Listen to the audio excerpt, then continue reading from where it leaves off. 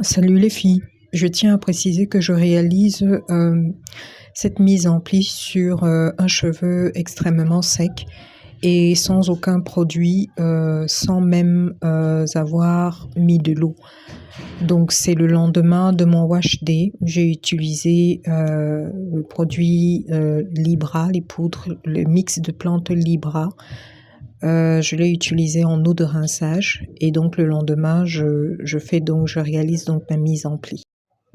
Je suis assez satisfaite du résultat et je dois vous avouer que contrairement à ce que vous pouvez voir dans la plupart des vidéos, le résultat, on ne l'obtient pas toujours du premier coup. Donc ne soyez pas souvent frustrés lorsque vous loupez votre première mise en pli. Moi, j'ai dû m'y prendre à plusieurs reprises pour enfin pouvoir voir apparaître des petites bouclettes. Il a donc fallu que je puisse y croire et que je m'entraîne à faire les choses bien. Et surtout que je ne désespère pas, que je continue à chaque fois. Et là, je suis super contente d'y être enfin arrivée.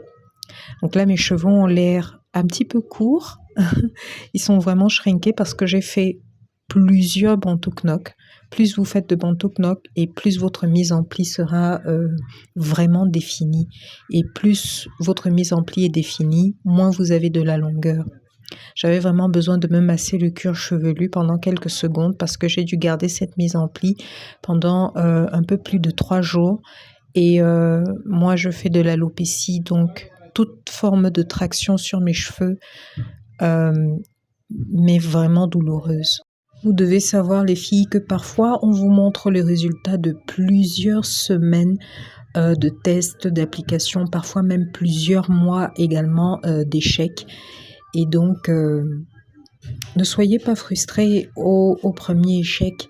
Réessayez à plusieurs reprises, que vous ayez choisi de le faire avec des produits ou avec des outils.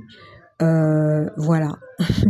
J'aime bien mettre en forme mes mises en pli. J'adore, en fait, j'adore. C'est vraiment le moment que je préfère parce qu'on n'est pas obligé de garder une mise en pli sur la forme qu'il a, sa forme initiale. Voilà.